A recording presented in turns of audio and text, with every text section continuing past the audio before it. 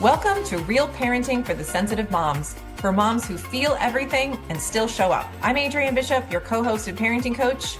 And I'm Leah Andrioni, your co-host and perinatal mental health therapist. We're here to help you understand your sensitivity, give you real tools that actually work, and connect you with a community of moms who truly get it. It's not even dinner time, but you're already done. Not tired, done. Every sound, every question, every request feels like sandpaper on your brain. Welcome to 3 p.m. as a highly sensitive mom. Today, we're talking about why this happens so predictably and what you can do to get through the rest of your day without losing your mind. So I don't know about you, Leah, but for me, my 3 p.m. wall, physically and mentally, feels like when my kids walk through the door, I'm usually in the middle of doing work or maybe finishing up some things around the house. And they walk in and I have to sort of force myself to be like, hey, what's up? And be happy to see them and smile. Even though I am happy to see them, I don't have a ton of energy for the interaction. And I'm already feeling like, okay, when can I take a break? What can I do? And then this kind of goes on till about 5:30, I would say, when my husband gets home. And I know that I'm completely done, even overdone, because I feel like he wants something from me. And so I almost ignore him a little bit for a minute or two. Yes. It's yes. I can't even pay attention to him and talk to him because it feels like I'm giving and I don't have the capacity. And so I noticed that I get a little snippy with him, which is not great. But that's sort of what it looks like for me. And that 3 to 5:30 is, how can I get some headphones in? How can I make some dinner without paying attention to anyone? How can I just be in my own head and take a break, even though the kids are still here, and still pay attention to them back and forth? And then I feel really guilty because I'm not actually paying attention to them, even though I do have to cook dinner. Yeah. So that's what it looks like for me. So I'm curious, what is it like for you? Oh, yes, definitely. Coming back to, oh my God, who needs my attention? Why? If I don't make eye contact with them, they probably won't say anything. So I definitely hear that. But my 3 p.m. usually starts at like 2 p.m. And that's where, for a long time, I always felt like I crash and I really need a nap. Not that I'm always able to take it. If I am, that's great. But then if I don't rest around that 2:30 time, I am even more worn out by 4 p.m. And this is when my eyes are tired, my body feels heavy, noises make me literally want to run away. So if anyone asks anything from me, I'm not making eye contact. I'm probably looking even busier so they don't see that I'm available, right? And at this time, I'm probably searching for caffeine, even though I know it's going to affect my ability to fall asleep later. And it's probably not the best, right? I just need something to get me through the next few hours, right? I can't make decisions. So dinner is whatever I can pull together, or even what my kids can pull together. Thank God they're old enough. And if it's a real rough day, what I really want to do is lie in bed with no noise, no light, and just pull the covers over my head. Yes. And since, we can't do that, we have the kids stuff. We have, sometimes I'm still working. And, because running the business never stops. So it's always something. And sometimes, like you said, it's just that the kids or even your husband wants to see you, right? So then, like you said, it's cueing the shame, the fear of disappointing the kids. And if I'm actually able to get through to 5 p.m. in the winter, it's really, really hard because then my brain just literally shuts off. Right. Right? And then in the spring, the daylight helps me keep going. However, it's the heaviness and slower moving throughout the rest of the night. It just takes it from me. That's a really good point. I didn't think about the weather or the darkness really being an issue. And then just feeling like that makes you want to shut down. But then if it's spring, it's almost like you feel like you have to keep going and keep doing more and more because it's so light out. And I'm just thinking about all the things during the day, either you're working as a mom or maybe you're a stay-at-home mom. Like, what are the things that are going into our sensory inputs that are really causing us to be overloaded? And there's so many small things. I think for me, it's emotional input that really, even the things I feel they kind of do overstimulate me because I'm constantly conscious of oh, I'm feeling tired. Oh, I'm feeling like kind of sad about this, or I'm frustrated because I don't really want to do this work, or I'm feeling really excited about this one, but this one doesn't stimulate me at all. And then just going back and forth between all those emotions. Something happens, maybe I get like a phone call or a text from somebody, and then I'm up and down again, or I have to motivate myself to do something. And it's these up and downs of emotions, feeling tired right in the middle of the day, like you're saying. I feel like the nap situation is really, really important for highly sensitive people. I feel like that is going to make a huge difference in most people's day, but it's not always Yeah. possible. But it Nope. definitely reduces the overstimulation for me to like lay down for a few Mm-hmm. minutes. And I think even if you're able to, take a break in a different way, it probably is a good option. But it's Mm-hmm. not something for me that I can avoid. Like there isn't sensory inputs that I can just not have happen. Most of them Yeah. are, when I was a stay-at-home mom, when my kids were home, it was the noise. It was the constant decision making. It was just feeling like I didn't have control, right? I had to just be at Mm. the whim of the kids, feel their feelings, feel my feelings. So it's so many different sensory inputs.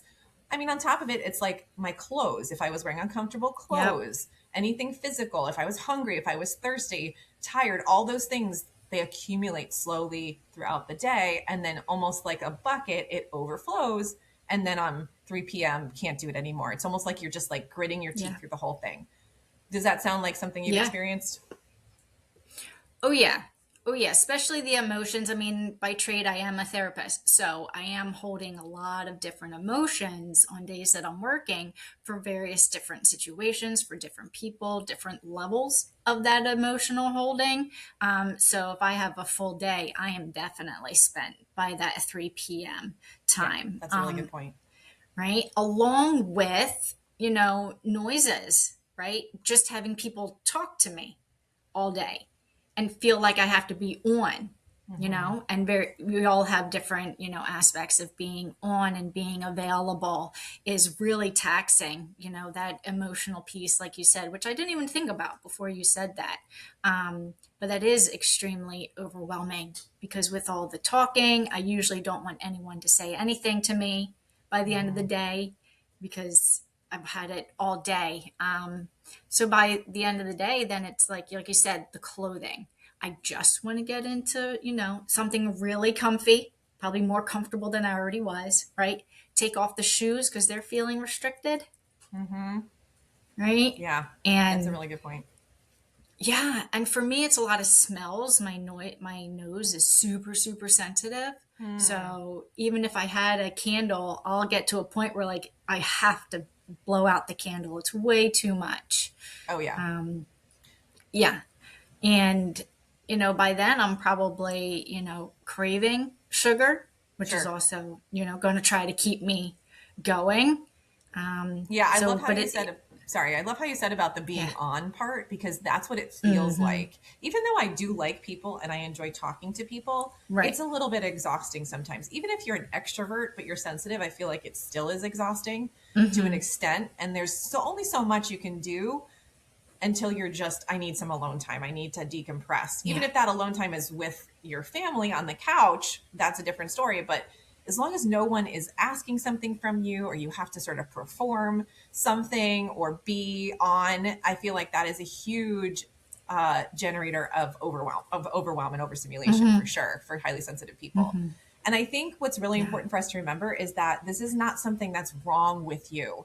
It's not a weakness. It's not Mm-mm. that you're lazy because you can't push through all of these sensory inputs, right? I used to think that a lot, that what was wrong with me that I couldn't just work straight through 9 to 5 and not take a break because I thought everybody else did work straight through Hmm. and not have a problem with it, and some people can do that. I know there are people that are workaholics or people that really just have Yep. no issue with just going straight through 8 hours or even longer for work. And I was like, what is wrong with me that I can't do that? Why do I have to take a break every like hour or two and do something to kind of regenerate Hmm. some brain cells? And so I feel like that was something that was wrong and it was lazy. I was lazy. And so we just want to remember Right. that that's not really what is going on here. It is Mm-mm. literal that your brain is overstimulated and it's called neurological load. And so we want to make sure that that is something that when it comes to your mind, which it probably will, I need to get more done. Why can't I just produce? Why can't I just keep going? Why does this bother me so much? What's the big deal? Those things are going to create even more overstimulation. They're going to make you feel way worse, more tired, more exhausted. So I feel like sometimes those negative thoughts about our overstimulation or the fact that we can't just keep going is going to make it worse. So do you have any of those kinds of Yeah. thoughts when you feel like I can't, I just have to take a break? Not so much anymore. Once I hit my 40s and been able to let go of it, but it still creeps in on the days where I think it's extra hard, or the days where I'm like, but I still have so much to do. Yeah. Why can I not do this? I'm not going to be, the thoughts go to, I'm not going to be able to show up for my kids the way I want to. And I'm not going to be able to show up for my business and work the way I want to. And that kind of creeps in and, adding that shame. And then you do just feel worse. Yeah. And then you do lose energy from those thoughts. I know, it's really interesting. I was thinking about that recently, how if I'm in sort of a low energy mood and I start having negative thoughts that add to like that, I'm thinking about my mood, or I think about how I'm never going to feel better. I'm never going to have energy, or like, why can't I just get up and do something? I feel way worse. Like it's very quick too. It's almost like immediate. I start to feel way worse. And so I've been noticing that a lot. And that's something that I've been trying to sort of shift into. What if I just say something that's true, not necessarily a positive, fake thought, but just something that is true. Like, I'm healthy, I'm strong, I'm here, just something like that. And just kind of get myself out of that cycling of bad thoughts about myself. Yeah. It really does renew sort of my energy in those moments. And so I was just noticing how much that impacted my exhaustion. So the other thing we wanted to talk about was, why does this happen? Like, why are you, as a highly sensitive person, exhausted by 3 p.m. and overstimulated and can't take any more? Well, it's because all day long we were talking about, we're processing everything so much more deeply. So as a highly sensitive parent, person, mom, you're noticing every little tiny thing in your environment. You're noticing every thing that's off, a sound, a smell. You're noticing what you're feeling inside. You're noticing your hunger, your thirst. You're worrying about things. You're thinking about the future.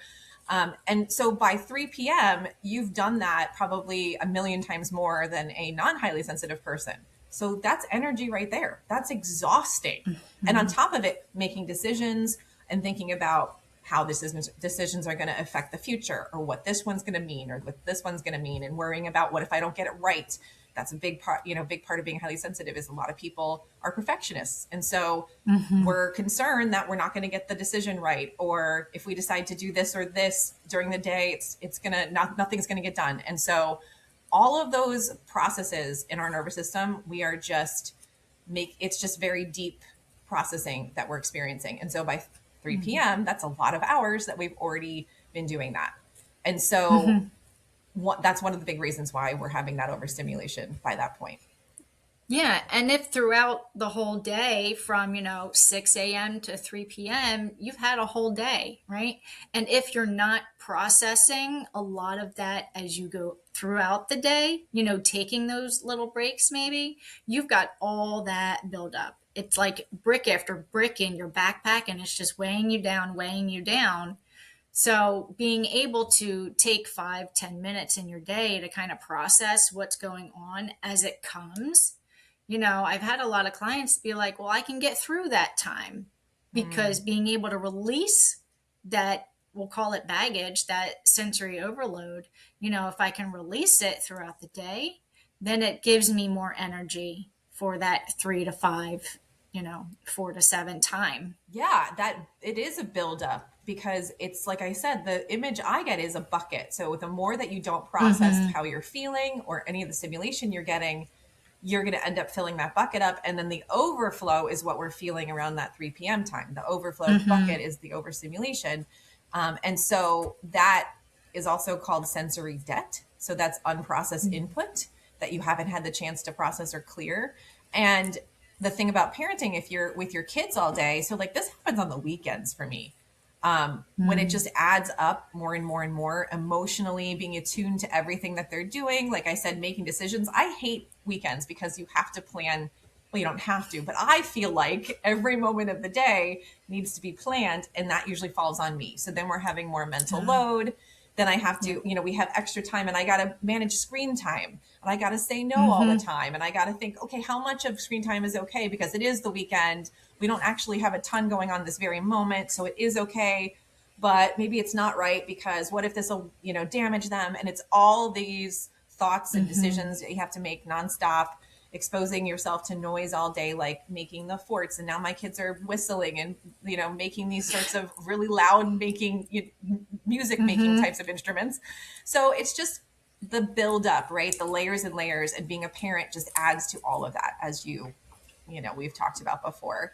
And you were talking Mm-hmm. about coffee and Yeah. how do you, because I don't drink caffeine anymore for this very reason, but why do you Mm-hmm. think it makes it worse, the overstimulation? Do you have a sense of why that might be? Well, yes, at least for me, and I know a lot of women, they will get more like heart palpitations Mm, from the caffeine. So then yeah. that takes more energy, and then you might even try to identify the heart palpitations of, well, now I'm anxious, right? So When you you're start not worrying about really. that. Yeah. Yes, Hmm. yes. Then you're adding more of that emotional toll on top of, well, I just needed the coffee or I needed the soda or whatever it was to get me through this. But now I'm dealing with, maybe I'm jittery, maybe my heart's going up, and then you're over analyzing what's going on, which just takes more energy, And also, right? it seems like if you're stimulating, taking a stimulant as a coffee, Mm-hmm. in the coffee, you're not going to be able to stay calm. You're not going to be able to regulate your No. nervous system as easily, is what it sounds like to me, I Mm-mm. would imagine. And for me, even having the urge or the need to have coffee was like not great. It didn't feel good for me to be sort of in that addictive place, even though it's mildly addictive. It just felt, oh my God, do I need this coffee to actually function? I Mm-hmm. didn't really like how that was, And so I can Yeah. imagine that the 3 p.m. coffee probably wouldn't be a good match for our highly sensitive souls and bodies. No, no. Usually it's not because, like I said, then it's going to influence my being able to fall asleep at night, Yeah. which is actually healing when you're able to get, a decent amount of sleep for Right. the next day. So then Yep. you're just setting yourself up for the next day to already not get enough sleep. So you don't have enough energy or capacity to handle that day. And then, it's just kind of a vicious cycle when Yeah. you're And adding in caffeine. you're setting yourself up to be overstimulated the next day again because you're not going to have Mm-hmm. that rest that you had for the Yep. night before.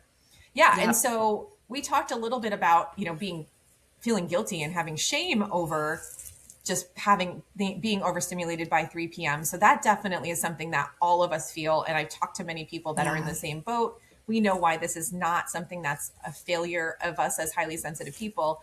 But sometimes it even affects, like you were saying, our parenting. We're seeing the kids. I was saying it's hard for me to connect with them. I sort of have to like ramp myself up, to be motivated. Even though I love seeing them, sometimes it just brings all these things to the surface that we have to deal with, Mm-hmm. right? So then I'm sure my tone is not great, or I don't have as much patience, or I Mm-hmm. don't really want to be the responsible parent in that moment to like make all those decisions and figure out what's happening with my Right. kids. And like my husband gets home and is not overstimulated the way I am. He's tired, but he's fine. He can talk to me. He works mostly by himself. He's not with the Mm-hmm. kids hasn't been with the kids for 2 hours. He hasn't been planning the whole day. So he doesn't really get it, right? He's just kind of like confused why I might be a little irritable at that point. And of Mm-hmm. course, we've talked about it, and he's really, really good about understanding me now. But at first, it was kind of confusing for him. So there's definitely people that don't quite get what that's like. Do you experience that? Right. Yeah. A lot of times, especially working with the moms, if they're either themselves, they're working, or even, working in the home and not working outside the house, being a stay at home mom, it's, the partners have a hard time understanding. Well, if you're working, you're not with the kids all day. Why Mm-hmm. is it, difficult to be patient with them? Or if you are with the kids, they're like, well, you had time to rest today and I Yeah. was working. It's like, that's not how it goes. That's really not how it goes. But being able to, have conversations, it can be really helpful to kind of explain what's going on Yeah. for you. So hopefully your partner can understand. Because if you're not getting that support, it's going to add to the overstimulation. It's going to add to your feeling of being depleted. And then you're not going to be able to be that parent that you want to be for your kids because you just don't have the capacity. And then again, it triggers that shame. It triggers, Yeah. this is not even the parenting experience that I wanted, Mm-hmm. right? I mean, I was there several times throughout my kids growing up, like, this is not what I want. This is not what I pictured. Oh, yeah. Right. And then we just get the thoughts of, well, maybe I wasn't meant for this. Maybe I'm Mm-hmm. just not a good mom. Right. Right. And those things aren't true. It's just you're tapped out. And it's Yeah. okay that you're tapped out. Let's see what can happen to help you feel less tapped out by that 3 o'clock time. Yeah, and I love how you said that about just feeling like this is not how I wanted this to be. I hear that so much from my clients. Mm-hmm. I wanted to enjoy my kids. I wanted to, Mm-hmm. be happy to see them. I don't want to feel irritated every time they come home from school or every time I have to get them from a nap or whatever it is. I want to Mm-hmm. enjoy them.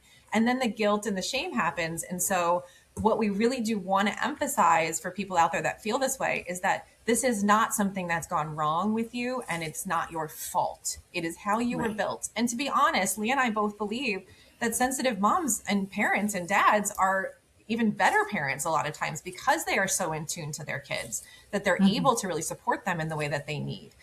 So we definitely want to make sure you know that this is something that a lot of people experience. And because our culture of hustle just doesn't support people that need a lot of rest, just know it's No. not your fault. And this is normal. This is something many, many people experience and many people need to work on and to figure out tools to help them.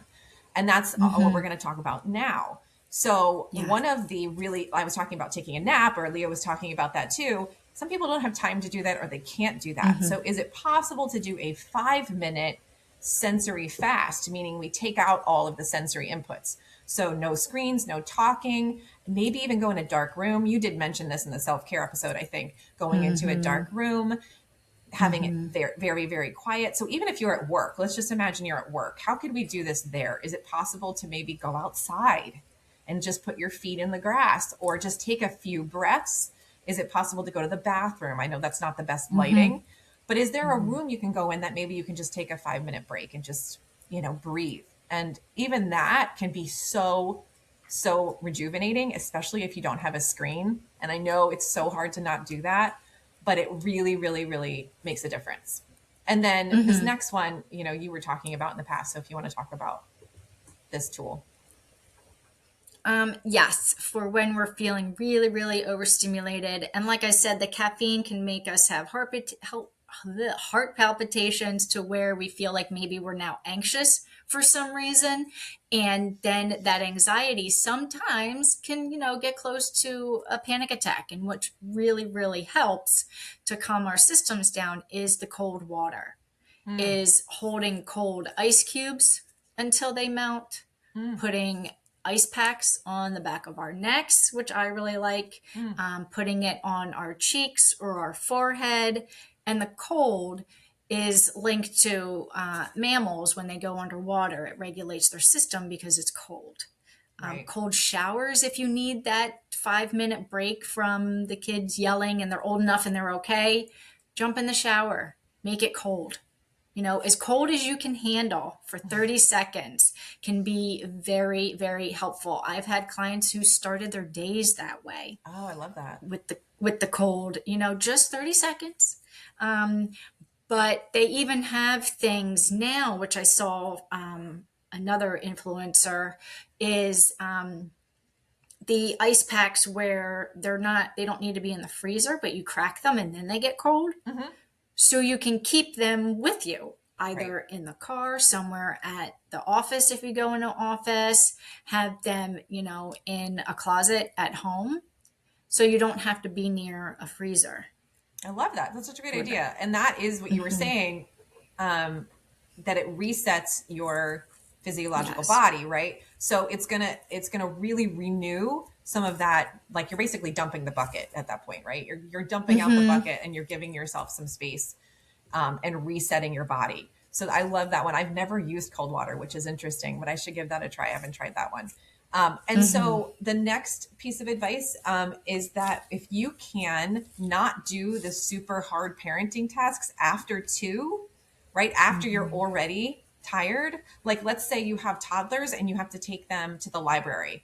So maybe that's a morning task, right? Or maybe the doctor where you're going to have some crying kids or you're going to have some upset kids. If you can do that earlier in the day, that is going to be really helpful. And anything that just feels difficult, like even dinner, even if it's not parenting related, let's say Yep. you hate making dinner. Is there a way you can prep maybe in the morning? Because I've done that in the past before. It's not super fun, but let's say you're doing like tacos or something and you just make the meat in the morning and then everything else you do in the afternoon, but you're not doing all those heavy things at right after the overstimulation is there. So how can you Yeah. restructure your day to make the hard stuff earlier before 2 p.m. So I think that's a really good idea, Yeah. just to do it when you're more awake and less overstimulated.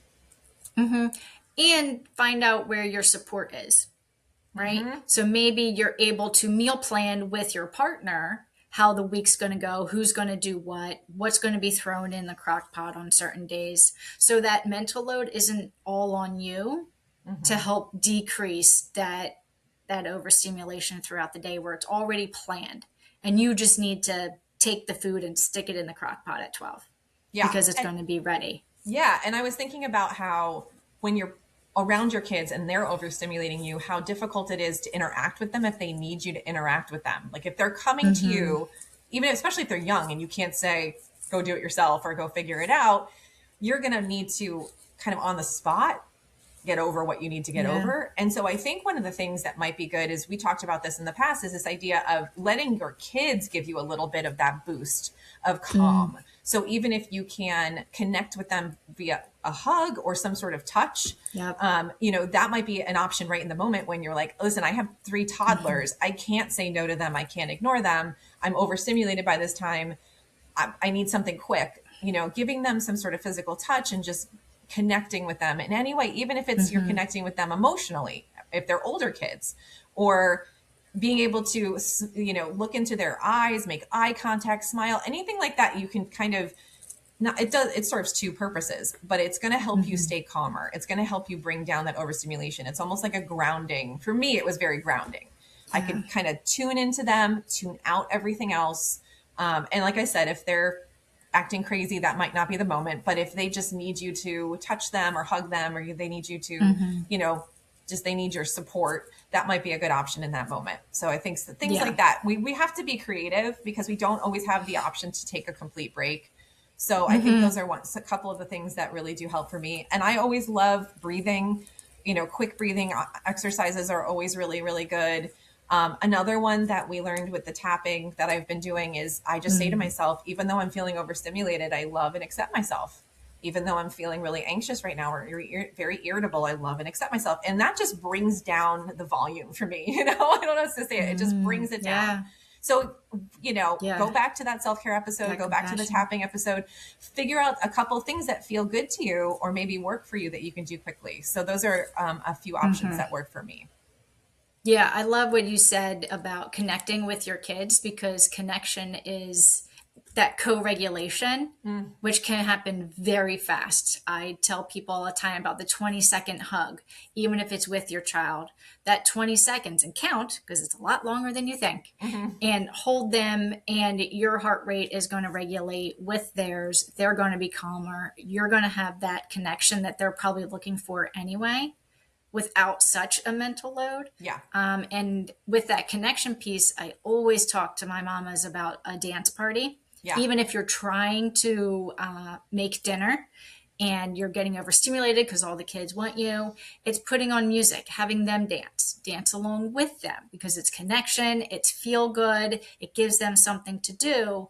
And that music, if it's not too much noise stimulation, that is going to help you feel more relaxed.